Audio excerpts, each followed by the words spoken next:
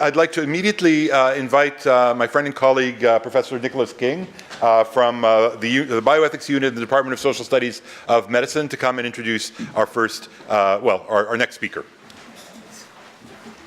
Thank you, Daniel. Our next speaker has asked that I not read his full and extensive and exemplary biography, so instead I'm going to tell a very brief personal story. I'm not only a professor here, I'm also American. I grew up in Washington, D.C. in the 1980s and 1990s during both the height of the crack cocaine epidemic and the massive expansion of the war on drugs. And as a teenager, I was subjected to the pivotal part of the war on drugs, which was then First Lady Nancy Reagan's campaign, Just Say No, during which I received education to just say no and saw a lot of posters to just say no. And I, like pretty much every other 12 and 13-year-old in the entire country, immediately realized that the war on drugs was not only harsh and punitive, but apparently hopelessly naive and out of touch. But it seemed at that time that we were the only people in the country who thought that way. Our plenary speaker, Mr. Ethan Nadelmann, was the founder and for 17 years the director of the Drug Policy Alliance, which really has played the pivotal role in taking that insight of legions of 12 and 13-year-olds and making it a reality, and that is changing the culture around drug policy and policy reform in the United States.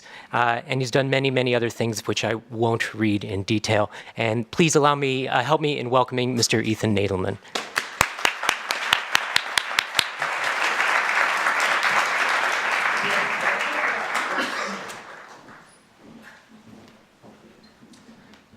Thank you. I wanted to make sure Bill stayed for this. So thank you for having me here and for this conference. Because the time is shorter than expected, I won't take questions, but I'll be around for the whole conference. And let me just say, so I have been involved for virtually all of my adult life in working to change the way, as the introducer said, the way we think about drugs and drug policy, not just with cannabis, but far more broadly than that. And essentially ending the war on drugs. And in the United States, there's been some organizations, one particular, an allied organization, Marijuana Policy Project, which is focused entirely on marijuana reform, as is normal. And then my organization, the Drug Policy Alliance, and before that, other entities involved with George Soros' foundation, Open Society Foundation, we really focused on ending the entire war on drugs, right? Which did not mean legalizing all drugs, but it meant rolling back this mass criminalization. It meant that we ended up working on three major issues. One was cannabis reform, which boiled down to legalizing marijuana for medical purposes first, then more broadly, but also decriminalizing marijuana possession and pulling back on the racially disproportionate marijuana arrests in our country and elsewhere. The second issue was taking on the drug war part of mass incarceration. You're all familiar with mass incarceration in the United States. The war on drugs was the driving element in the 80s and the 90s, once again disproportionately affecting poor people and people of color. And so we took on that thing with sentencing reform, treatment instead of incarceration, all those issues. And the third one was making a commitment to treating drug use and addiction as a health issue.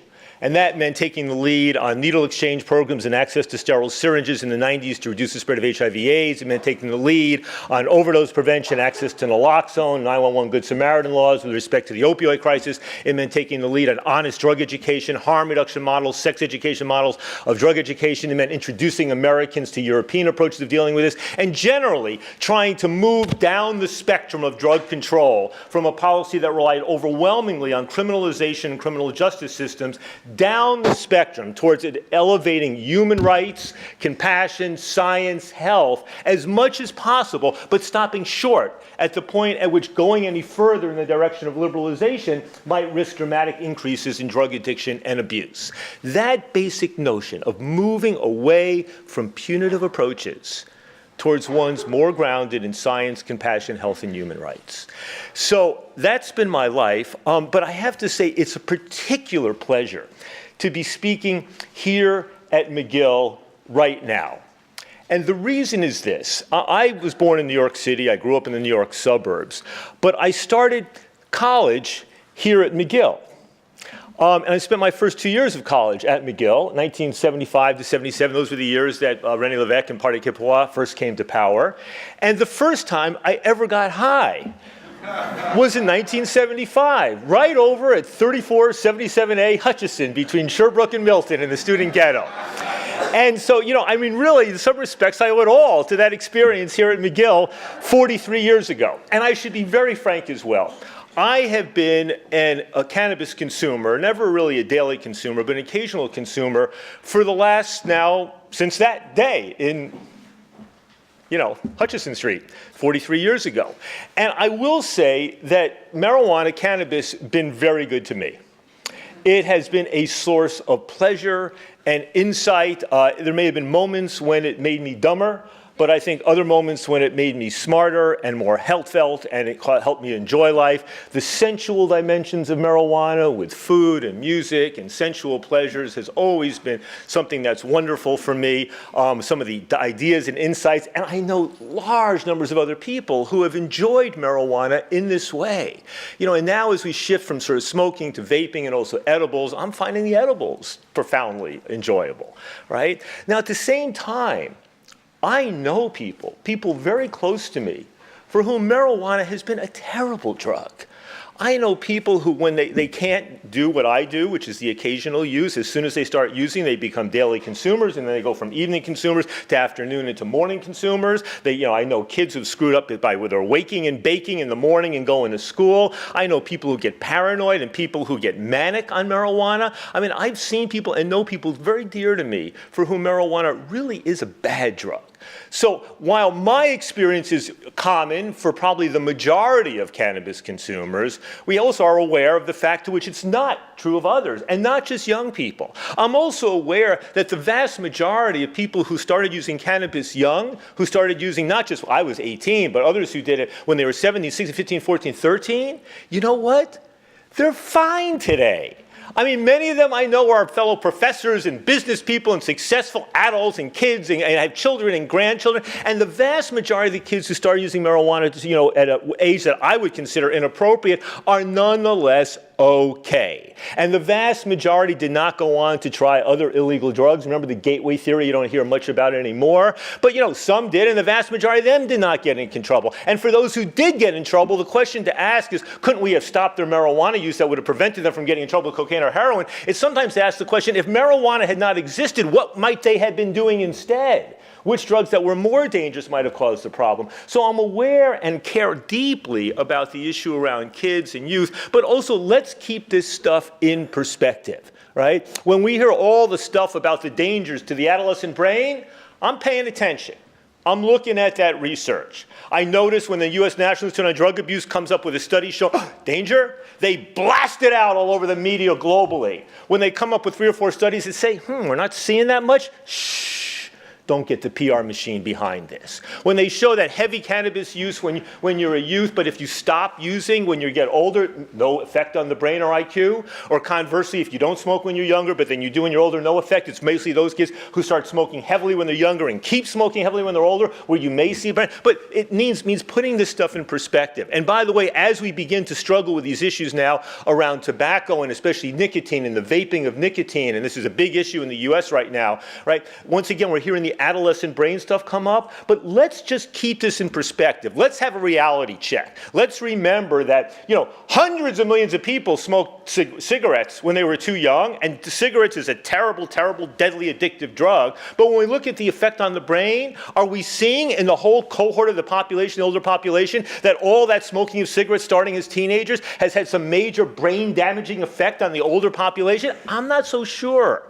So let's keep this stuff in some perspective and take a breath, because I'm familiar over decades of advocacy and debate on this issue about the extent to which those who are fearful, ideologically opposed, worried, whatever, will reach into the grab bag of what argument they think will work best in the moment, whether it was the gateway theory at one point, the adolescent brain theory at another, each of which may have some elements of truth to it, but also where there's a tremendous investment, oftentimes by forces backed by government, right, in terms of trying to elevate this. I also don't forget that going back to Richard Nixon in my country and then going to under Ronald Reagan, and very quite frankly, it wasn't just the Republicans, it was a bipartisan consensus behind the war on drugs. Overwhelmingly, the war on drugs even though what may have driven it below the surface was fears around people who were poor and darker skinned and all of that, which is why it's always been disproportionately targeted at people who are poor and darker skinned. But how have we justified the war on drugs for many decades? It's to protect the kids. Got to protect the kids, got to protect the kids, protect the kids. That's been the basis for, how'd you say, 500,000 people, Bill, who've been arrested on cannabis charges, and how many others on other drug charges? In my country, millions and millions of people incarcerated on drug charges, tens of millions of people arrested, all sorts of other harms associated with the war on drugs, to protect the kids from Nancy Reagan up to the present. Now, was the war on drugs protecting the kids in any way that we know? I mean, when you look at the surveys about adolescent access to marijuana, what you see is that for the last 40 years in my country, even as adolescent use of marijuana has gone up and down and up and down and up and down, the annual survey that asks adolescents, how is it easy for you to get marijuana, has been a flat line at around 70 or 80% all these 40 years. In other words, the perception of access by young people has not determined ups and downs. If you ask who has had the best access to marijuana, or for that matter, other substances, now, or for the last 10, 20, 30, 40 years, what's the answer? Young people. Young people. Today, 10 years, 20, 30, 40 years ago, it's always been young people who have had the best access to marijuana and other drugs. Always, always. In fact, for many years, I remember when people my age or friends would ask one another, hey, I want to get some marijuana. Do you know where I can get some? You know what the most common response was? Have you asked your kids? Right? I mean, but that was the truthful one, right? So what I want to say is that even here, as we move from an illegal regime to a legal regime in my country and yours, and as it is important to keep front and center protection of kids and making sure kids are not getting in trouble and getting hurt either by drug laws or by the drug itself, let's keep this in perspective. Let's not delude ourselves that somehow by emphasizing the sort of criminal or hyper-regulatory elements of a cannabis legalization system, that somehow we are going to dramatically reduce the availability of marijuana to young people, right? I just don't see it happening. I mean, I'll tell you quite frankly, you know, in the United States, as we were, so let me back up for a second. Because part of what I was asked to do was to put some of this in historical and global perspective as well. And so let me do that. So first of all, let me just say that, you know, in the United States, some of you may know, in the 1970s was a kind of brief window of liberalization. 11 states decriminalized marijuana. An organization called NORML became influential. Jimmy Carter introduced a federal marijuana decriminalization bill. But in the late 70s, the whole thing began to turn around. It turned around because of foolish mistakes by the advocacy community. It turned around because there really was a significant increase in adolescent daily marijuana use, and the advocates did not know what to do with that. It turned around because the Reagan Revolution was on its way. So it turned around in the 1980s under the Reagans and others. It really basically, that open period was sort of swept away. I mean, literally, National Academy of Science reports on cannabis taken off the shelves, right? A systematic forgetting of what had been learned in the 1970s. And marijuana got swept up with cocaine and heroin, the crack cocaine crisis, and all of those sorts of things. And then when it began, the reform began to emerge in the 90s. A brave figure, Bob Randall, who sued in federal court and was the first person to win the right in federal court to use medical marijuana, to have the federal government supply his medical marijuana from the U.S. government's marijuana growing farm in Mississippi, and opened up some space at that point in the midst of the drug war, but without any significant legal changes. And then the next major phase was really in 1996. And that was the point I had left my teaching position at Princeton. I'd been speaking publicly about this for a number of years with some prominent conservatives like William Buckley and Milton Friedman, prominent law enforcement people, Joe McNamara, or the former chief in New York City, the mayor of Baltimore, Kurt Schmoke. And some activists in California drafted a simple 2-page ballot initiative, right, to legalize medical marijuana. They had been former AIDS activists. And I was in a position to put together the major funders and donors and the professional campaign manager, and to take this little 2-page thing, which was just a kind of wish, and turn it into what became the first medical marijuana law in the United States in 1996, right? It was the first time that the nascent drug policy reform movement in the US showed that we could play ball in the big leagues of American politics. And we then went back, and we didn't just do that. We did another initiative in Arizona on treatment instead of incarceration, which also won. And then we went back and said, well, if we did it so successfully in California, 56% of the vote, more than Bill Clinton got in his re-election there, where else can we do that? And we look, in the United States, roughly half the states allow a ballot initiative process, mostly in the West, part of the popular democracy traditions of 100 years ago. We looked at those, and we picked out 6 states: Alaska, Oregon, Washington, Colorado, Nevada, and Maine, all of which showed support in the meat from 55 to 60% in favor of legalizing medical marijuana, all of which were small enough to envision winning an initiative about this. And we put these things on the ballot, found local lawyers and activists to work with, and over the next few years, we won all of those as well. Even as we took on other initiative issues, like sentencing reform, or changing the asset forfeiture laws, whereby police and prosecutors could take your property without any real due process. And we took on these things and won these as well, right? And those were the beginnings. We didn't actually legalize any dispensaries. That first happened in 2007 in New Mexico, when that became the first state to not just legalize the growing of marijuana by a patient or their caregiver, but also to officially sanction licensed dispensaries. And then that in 2007, when it won in New Mexico, became the new model to proceed. Right? And so what's happened ever since is this steady process. There were various efforts to legalize marijuana during the first decade of this century. And then what happened was 2010, a more serious initiative in California to try to legalize, started by a local activist, and I and others came in to support it. That one lost narrowly. But by virtue of its becoming so close, it changed the national dialogue. We went within 1 year from a general perspective that this will never win to how come you didn't win? And it did win. It came close, but it changed the national discussion. Then 2012, local activists in Washington and Colorado, as you all know, legalized there. Then we decide what should we do after that. 2014, come back in Alaska and Oregon. Once again, my organization, another organization, Marijuana Policy Project, and local activists working on this thing, and each time trying to improve. So if Colorado was kind of the model, a little better than Washington State, Oregon became the new gold standard in 2014.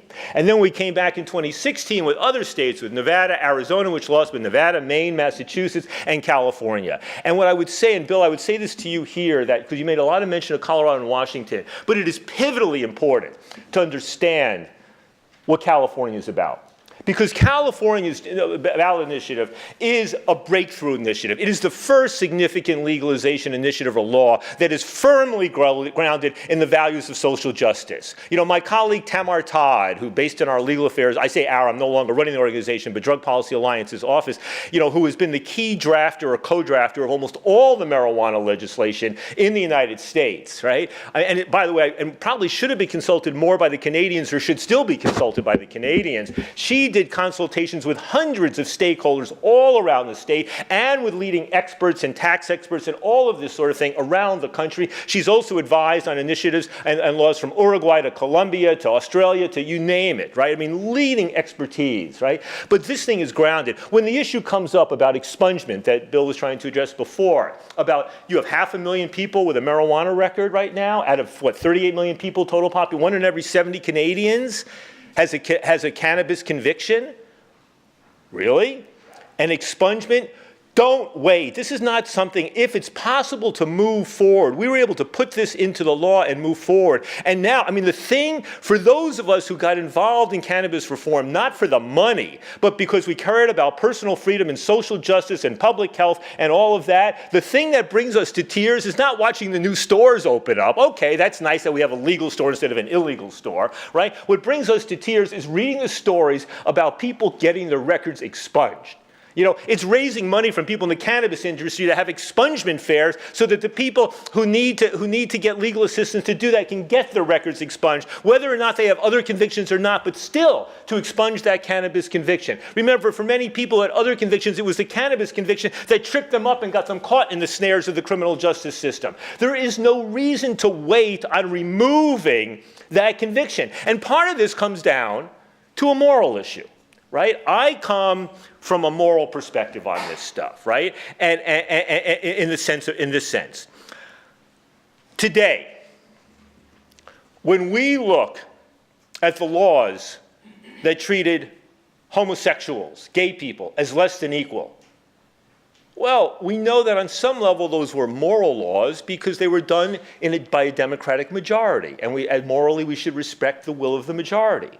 We also recognize that on some laws, in retrospect, those were not moral laws that demonized people who were gay and treated them as less than equal. Just as we look the same way at the laws that treated Aboriginal people or black people or minorities or women, we see those laws today in retrospect as immoral. And we see what people did back then. Now in the United States, we're taking down the statues of people who just assumed they were part of a moral world when we discriminate in those ways. I view the marijuana laws in the same way. I also, by the way, view the laws about criminalizing people for simple possession of any drug. I don't believe that people who possess a little bit of heroin, cocaine, whatever it might be, for their own personal use, who are not involved in the sale, I don't think they should be treated as criminals. It's not to say legally sell it over the counter in supermarkets, but that's a moral perspective. And so I actually think that if you share with me on some level that it wasn't like, well, the majority wanted cannabis prohibition, that's the way it was, perfectly moral because the Democratic minority, now you change. But if you share some moral perspective that it was something morally wrong with taking human beings who were doing nothing except possessing or growing or using, or even for that matter, selling marijuana to other adults oftentimes in a consensual way, doing no harm to others, can we say from a moral perspective that those people were rightfully treated as immoral human beings who deserve to be punished? I don't think so. So I think it's important to expedite this process of expungement.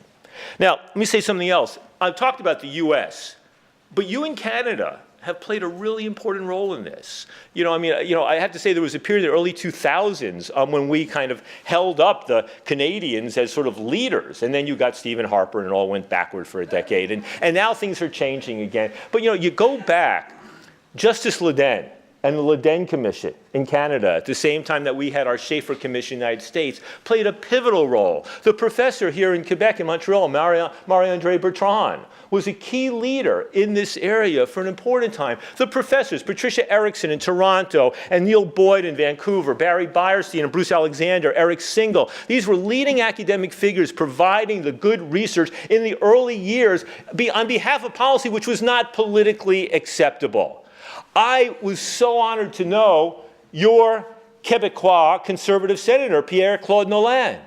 And Pierre-Claude Nolan, one of the few Quebecois conservatives, right? And nonetheless being part of Harper's party and all this, was the leader in your country politically on the issue of cannabis reform and broader drug reform. I remember going with the governor of New Mexico, Gary Johnson, to testify in Ottawa in the fall of '01 before Pierre-Claude Nolan's Senate hearing. If you look at the book they put out of their hearings, it was spectacular. There were parliamentary commissions investigating this stuff in the early 2000s. There was bold leadership in this country that needs to be honored and not forgotten.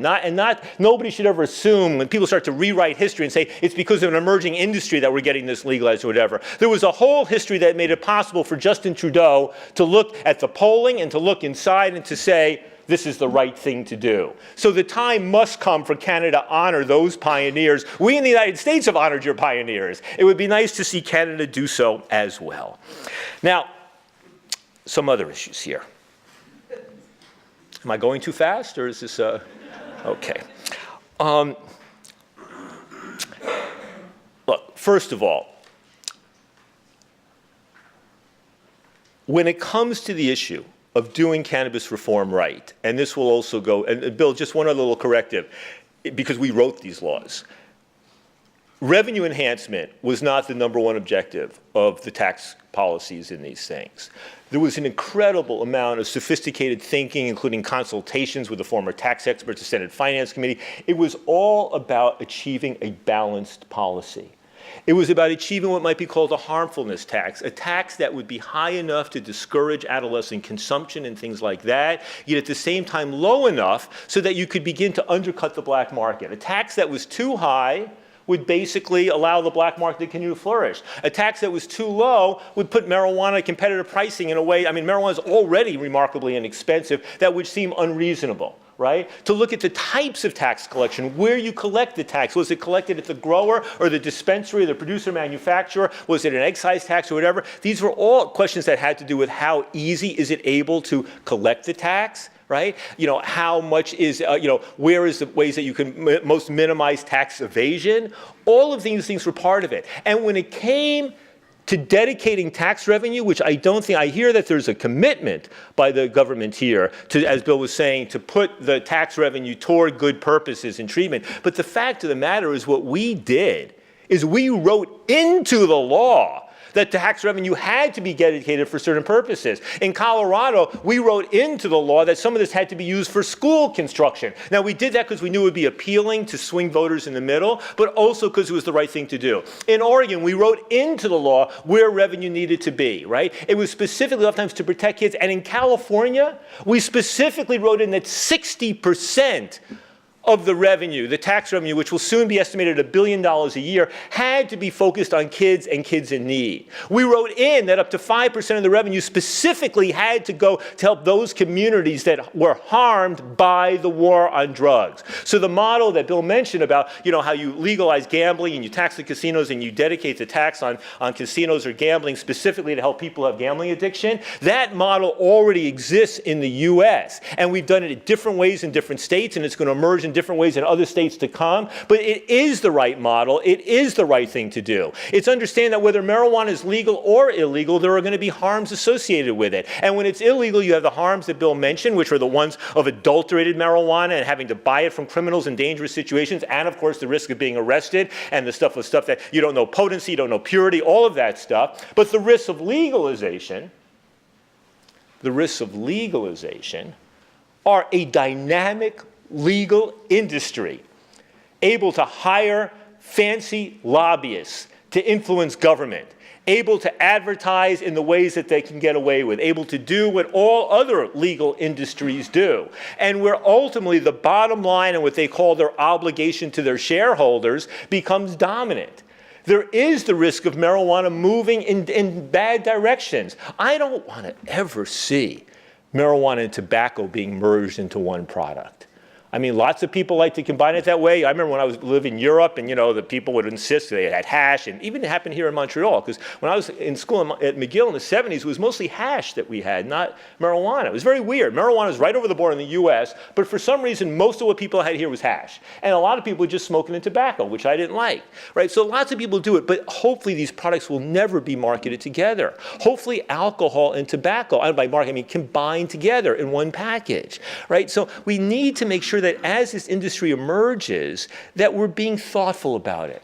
But we also have to be thoughtful about it. That means not knee-jerk reactions. It means not being driven by the rhetoric. I mean, so much of the war on drugs was essentially a policy following in the footsteps of the rhetoric, not the other way around, right? So we cannot let rhetoric. So for example, we say we got to protect the kids, I understand why Prime Minister Trudeau needs to say that, right? Protect the kids is the thing you need to say to reassure people you care. Protect the kids. Let's all say it. Protect the kids. Protect the kids. Yes, protect the kids. But what does that mean, and how do we do that? And do we do that by locking up large numbers of people who are selling drugs to kids? Is that what's really going to solve the problem here? Is it going to happen through drug testing kids in high school, which was things that began to spread around this country, and teaching young people that they should be peeing in front of a bottle in front of a teacher or school authority because they can't be trusted and that they don't even have any basic right of privacy? I don't know if you do that in Canada, but that was taking off. It was the #1 priority of George Bush's drug czar, right? You don't want to go there. What's the best way to protect the kids? Education. And by education, it doesn't mean telling them something. Educating kids doesn't mean telling kids something. Let me tell you. Let me tell you, right? You know what it means? It means the conversation. It means the dialogue. I'm very proud. My organization for many years, Drug Policy Alliance, has something called Safety First. It's the name of our drug education campaign, right? Our effort. And it's all a harm reduction model, right? It's based upon the sex education model, other harm reduction models, right? Well, just in the last few weeks, a public high school in New York, Bard High School, has embraced this approach. And now high schools in California are reaching out, right? And what the key is, it's about teaching about drugs in the broader spectrum of things. It's about understanding, you don't just teach about illegal drugs, you teach about alcohol and about pharmaceuticals. It's understanding that when it comes to young people, marijuana is a lesser issue, right? It means that the issue around opioids being out in our society and the nightmare of fentanyl are more serious issues. It means that alcohol is a more serious issue. It means that all the playing around with Ritalin and kids sharing the Ritalins and Adderalls and all their stimulant to help them deal with their ADHD, right? That those are significant issues. But it also means being smart and knowledgeable. My colleagues went into Bard High School the other day and they started, and for the first time, the Students' Parents Teacher Association was all enthusiastic. Oh yeah, marijuana legalization's going to happen soon here, and we're freaked out about the opioid thing and the whole Adderall thing, and we're down with we see the need with marijuana, we're rational about this stuff. But what about vaping tobacco, vaping nicotine, what's now called juuling? Right? And you see now Juul is the most sophisticated of the nicotine vaporizers. And it's now taken on like 40% of the whole vape market in the US. No, about 20 to 30% vape market, but 50% of the adolescent market. Well, there's a lot of hysteria going on around nicotine vaping by young people. I'm concerned. And it's becoming a new thing. In recent years, you had more young people trying cannabis than trying tobacco. Now you're seeing more young people trying vaping than trying marijuana, right? What's going on there? But don't knee-jerk response. People are talking about the adolescent brain and tobacco and nicotine. Well, we know that pure nicotine is not that dangerous. It's the hook that gets you addicted to cigarettes. But it's the burnt particle matter in tobacco that's killing people with the lung diseases and the cancers and all this stuff. And nicotine itself, there may be something there. More research is needed. And it is addictive and you get dependent upon it. And we're not sure how addictive these vaping devices will be relative to cigarettes. But it means that we don't need, now that our prohibitionist energies are no longer being directed at marijuana, are we going to transfer our prohibitionist energies and passions and fears onto nicotine? Cigarettes, okay, but nicotine, stop and think. So we don't land up 10 or 20 years from now having a massive tobacco/nicotine prohibition enforcement complex. And all the cops who used to work on cannabis enforcement, now their kids, if they're working for police, are now working in this level of enforcement. It means what we've learned from the need to end cannabis prohibition and legally regulate needs to be applied as new substances emerge. Right? So just a warning on this stuff. Right? I mean, I still remember, God, it was one of my first experiences sitting in this is when you could still smoke inside, and sitting in a lecture hall in 1976 at McGill, right? And somebody had taken out a cigarette, and the person behind them started to stab them with a pen top to stop. I'm going like, that's a little severe. But I mean, there was a sense of that person shouldn't have opened up and smoked, but the behavior. So let's be careful we don't move into that direction. Now, the driving issue. What do we know about cannabis and driving? We know you're better off not driving after you get high. We know that. We know that driving under the influence of marijuana for most people is not nearly as problematic as driving under the influence of alcohol or various other drugs. We know that from abundant studies in the US and foreign countries. I'm not sure about Canada. We know that there was just a very fascinating study that on 420, the marijuana celebratory day, that in the afternoon and evening, there seems to be a spike in accidents on the road. Right? So that suggests high levels of marijuana smoking causing some problems. We know that. We also know that people can learn to drive high in a way where they can adapt somewhat. And we know that if a cop's looking for somebody driving high, they're not looking for somebody speeding or swerving lanes, they're looking for somebody who's driving too slow in the right lane. Right? What do we do about this? We know that that testing, that breathalyzing and urine tests don't work for marijuana the way they do for alcohol. We know that the 0.08 limit or whatever it is on alcohol, there's not something comparable with respect to marijuana, right? So what's the answer here? And there's no great answers, but it seems to me we should not, first of all, the zero tolerance approaches is in Quebec. One of the provinces wants to have something close to zero tolerance on this. No, that's dumb. I mean, think how stupid that is. First of all, if somebody has a very low level of metabolites, in their blood, they're not high. So why are you going to treat them like a criminal if they're not high? Secondly, why are you going to give the message to people, well, you're hanging out, you want to relax. I prefer having a joint, but if I got the tiniest bit of marijuana in me, I'm going to get busted. Let's just have a few drinks because that won't show up. That's smart? Or some pharmaceutical that they won't be testing for? No. Don't give people, paradoxically, incentives to go in opposition to their own health, right? It means that maybe the best test for impairment by marijuana doesn't involve your blood or your urine. I mean, there are these tests now where they're going to try to see in your saliva, like recency of use. So that might tell you something, but what do you do with people who are heavy consumers, medical or otherwise, who have developed a high tolerance to the psychoactive effects and therefore can drive perfectly safely? Sometimes I think, well, one thing would be the old-fashioned test. Walk a straight line, count backward from 10. The old-fashioned test may be, in fact, the most accurate of all the tests. Then I kind of half-jokingly think, maybe what we need to do is to allow for people to apply for a driving license that has a stamp allowed to drive under the influence of marijuana.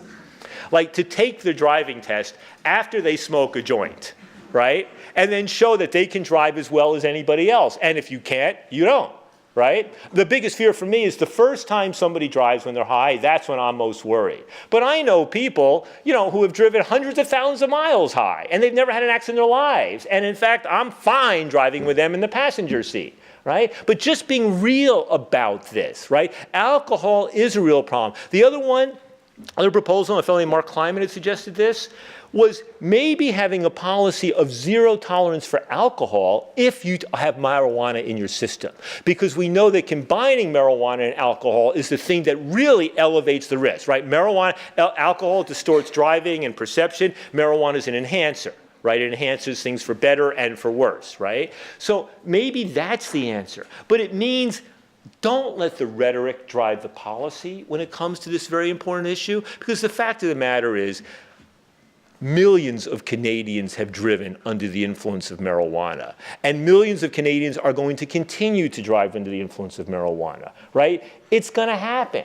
And having this hypocritical policy where you land up busting younger people or people who are darker skinned or whatever it might be, because they're the ones typically the cops are looking for, either consciously or unconsciously, that's not going to be right. Right? So it means think hard about what's the policy that most advances public health and public safety instead of just having this knee-jerk response. Let me take on another issue. This issue about the Aboriginal communities in your country and mine and how they feel about this stuff. We had a very interesting experience in Alaska, which has a substantial Aboriginal community. And the campaign, this one was led not by us, but by the other organization, Marijuana Policy Project, but I spent some time up there. And what we found up there was that almost all of the leaders, the Native American leaders up in Alaska, were opposed to the marijuana legalization initiative, right? And for them, it was like, we got enough problems with booze and everything else, you're gonna give us another drug. The standard arguments you would expect. You know what? The marijuana legalization initiative in Alaska, it won a majority of the vote because there was a generational gap there. Because young people, young Native Americans, young Aboriginals understood that alcohol and marijuana are fundamentally different. They understood that as severe as the drug addiction problems and social and economic problems are on reservations, other things, that marijuana was, relatively speaking, the least harmful of all these things, that alcohol was devastating with fetal alcohol syndrome and violence and sexual abuse and all that, and marijuana didn't have associations with almost any of this. It didn't have associations with overdose fatality, with spousal abuse, with child abuse, any of that sort of stuff, right? In fact, if you could snap your fingers tomorrow and suddenly cannabis was the only drug available to Aboriginal places, not possible, but if you could snap your fingers, it would be one of the greatest advances in public health in Aboriginal populations probably since, the white man came to the Americas, right? So understanding that there is and now you see in my country, there are now Native American associations getting into the cannabis industry, and they have their special sovereign rights, and they can do this sort of stuff. And so there's a possibility here to see cannabis as a positive force. You've all heard about, I think, the studies around cannabis and opioids. right? Has everybody heard about these? You know, there are now about 10 studies over the last 3, 4, 5 years showing that in those places where marijuana is most available, typically through a more open-ended medical marijuana system or sometimes otherwise, that what you see are the most significant reductions in opioid overdose, the most significant reductions in opioid addiction problems, the most significant reductions in broader prescribing of pharmaceuticals. Nobody's proven the causal relationship between, you know, more easy available of cannabis and reduced problems with pharmaceuticals and especially opioids, but the circumstantial evidence is blowing everybody away. Now, we still have a knucklehead like our Attorney General Jeff Sessions who keeps trying to conflate the two, but the evidence is becoming overwhelming and dramatic and life-saving. Right? We know that there's evidence emerging around cannabis and addiction, right? There are now some studies underway, I think in Uruguay or other places, right, where people are looking at people who've been smoking crack cocaine and wondering if cannabis can be the answer. There are people who have successfully transitioned from opioid addiction to cannabis in ways that dramatically improve the quality of their lives, right? And it's not that cannabis is perfect, but it means that when the drug-free sobriety option is not feasible, let's understand the potential for this. Let's be studying the potential for this as aggressively as we possibly can. The issue of this transition. A long time ago, before I started my organization, I was still at Princeton, and I started to do a research project called Whatever Happened to the Black Market in Booze? By which I meant when alcohol prohibition was repealed at the federal level in 1933, and most states repealed their state-level prohibitions as well, and we both have a federal system with lots of local control and issues around all this sort of stuff, what happened? And what you saw was the folks involved in the black market, they didn't want to let go. They didn't want to let go. And they had established networks they'd built up over 5, 10, or 15 years. And they wanted to keep selling their bootlegging stuff. They wanted to keep selling to their neighbors, right? They wanted to do whatever they could do, right? The gangsters wanted to keep making their money, right? And so it would happen if you look at that black market, what you see, it didn't just disappear. It slowly, slowly, slowly diminished till ultimately it was left in kind of pockets of Tennessee and Kentucky where the old bootlegging tradition continued. The legal distributors, some of like Seagram's or whatever, you know, who used to export it from Canada to here, the Bronfmans, right? And then during alcohol prohibition, maybe they exported it illegally. Then once it was legal again, they started doing it. But you know, they started producing corn whiskey, right? Because people had developed a taste for corn whiskey during Prohibition. So they competed with the product being produced by the illicit market. It was a way of undercutting that market. It meant that once again, the taxation levels had to be set at a level high enough to discourage adolescent consumption, high enough to collect meaningful revenue, but low enough to undercut the black market. And now we live in a world where there's still underage black markets, but they're not organized, there's not violence, there's virtually no real organized crime, serious violent involvement in this sort of stuff. It means that there is going to be this evolution. It means that for the next 2, 5, 10 years, the black market's going to continue here. But this raises another issue. And this is where, once again, I think Canada can learn from California especially. California, in 2015, before we even went with the legalization initiative, already had tens of thousands of people growing marijuana, maybe more. It already had a multi-billion-dollar industry, and not just people growing the plant, but the people riding the greenhouse equipment and the irrigation equipment and all these other sorts of things, transportation, et cetera, right? Now, some of these were people who, multi-generation families up in Humboldt and Mendocino and whatever doing this. Some were people who had just gone up in more recent years, right? There was also an issue with Mexican gangs sending people to work in the public forests of California growing this sort of stuff. The question was, what do you do about this stuff? Everybody agreed, if you're growing in a public forest, public lands, you deserve to get busted. Under prohibition, under legalization, growing on public lands, no excuse for that, right? It was understandable because people didn't want to lose their property if they got caught, but still not acceptable. But what it meant was that it was important as well to provide an opportunity for the people who had involved in this industry as growers, as distributors, as sellers, whether they were poor white folk living up in the hills off the grid, whether they were poor black and brown folks involved in the city selling this stuff to their neighbors and others, it meant finding an opportunity for them to participate in this industry. Now, the fact of the matter is, there's an unfortunate juxtaposition here, which is from the perspective, there's a big is beautiful argument and there's a small is beautiful argument. The big is beautiful argument has the support of government It has the support of regulators and people in law enforcement. Why? Because it's a lot easier to regulate a small number of big entities with big stakes at risk than it is to regulate a large number of small entities, right? Secondly, the public was more reassured by the big is beautiful. Let's just turn this into a legal business like any other, right? And that made it easier. So there was that argument from that side as well. And thirdly, the biggest legal players, the ones who are now listed on the Canadian Stock Exchange, the major players, they had an interest because they were the ones who could make the most money and wanted to minimize the competition, right? On the other hand, what does that do with the tens of thousands, if not hundreds of thousands or millions in my country of people who've been making a little money either on the side or as their principal source of income, sometimes for years, not involved in other criminal activity except this industry? You're just going to say, go away? Oh, get into another line of business? Okay, try to compete with a legal market and see what happens? I don't think so. So what we did in California was we set up 19 different licensing levels. We set up the ability to get a mega license, but we said there are no mega licenses will be offered for the next 10 years, I think, and that even once the mega licenses are available, you have to choose between being a producer or a distributor. You cannot be both. Meanwhile, we set up licenses for people who at the lowest level, who only have like a 50 by 100 foot space, you know, their backyard, and said that they would have the lowest fees and the easiest access, provided they could meet the conditions of growing high quality stuff that would be subject to oversight by regulators, right? It meant we did that. It meant that now you see affirmative action programs to try to train and help young people of color who have been busted for marijuana and actually say, have you ever been busted for marijuana? We're going to give you an opportunity to take a course to learn how to work in the marijuana industry because you deserve to get, your community's been screwed over. You were selling this stuff quite, in my view, you were performing a public service by selling this stuff in the past. Well, now let's give you a chance to be able to participate in this thing.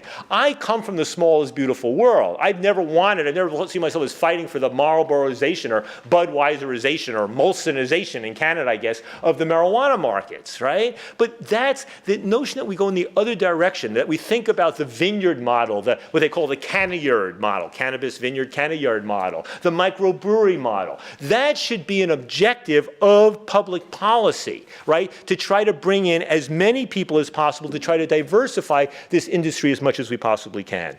So let me conclude on this. Don't get overexcited by all the ups and downs in the moment. Have policy be driven by real thoughtful understanding. Ask the question, if cannabis did not exist, what would people be doing instead? Don't close your eyes to all the upsides and benefits of cannabis.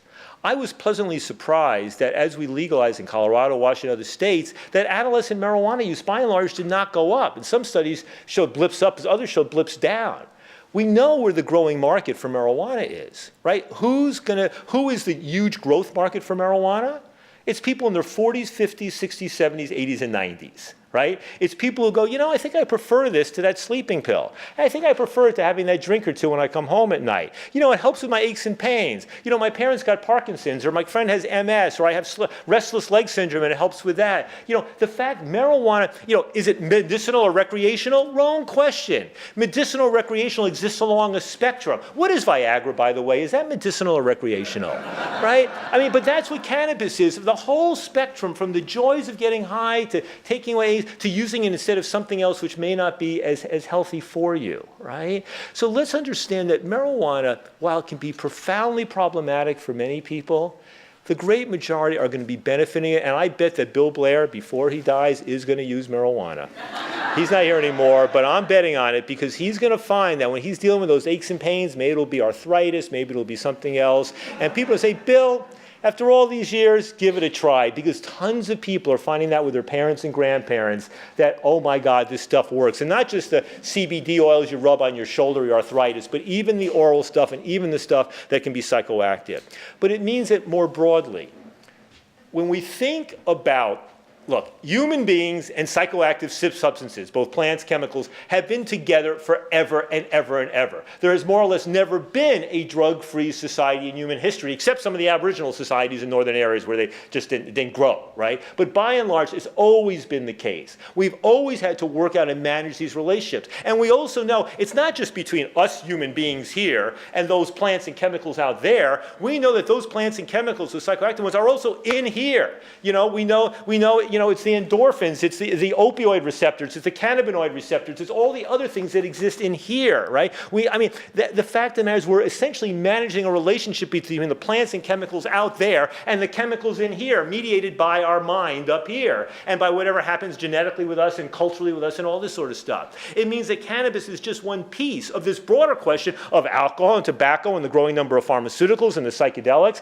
The psychedelics is extraordinary what's happening with the psychedelics now. And the research that's happening in the US and other countries about the medical benefits of psychedelics. Next month, Michael Pollan, the famous writer on food, is coming out with a book on psychedelics and medicine that's going to elevate the whole conversation. Right? It means the role of psychedelics and potentially marijuana in dealing with addiction to other substances. It means finding the ways in which we moderate this stuff. It means finding the ways in which we try to reduce the harms of alcohol, which can be such a devastating drug. It means that when we're taking on the challenges around fentanyl, we have to be as resourceful as possible and not hold back in any way in dealing with this stuff. It's recognizing that ultimately a thoughtful cannabis policy means stepping back and thinking thoughtfully about all the psychoactive substances, including nicotine, which is the next frontier of hysterical thinking, right? It means thinking hard and thoughtfully about that. And it means when we think about industry, it means trying to think of the ways in which we regulate and help develop an industry which is as inclusive and diverse as possible, which gives a leg up to those people who got screwed over by the drug war, which invests in this thing in a way that's not just about making it easy for regulators, government, whatever, but creating the best, from the old harm reduction perspective, but also the benefit maximization perspective, to minimize the harms of cannabis and its becoming legal, and to maximize the benefits of the substance and its becoming legal. Thank you very much.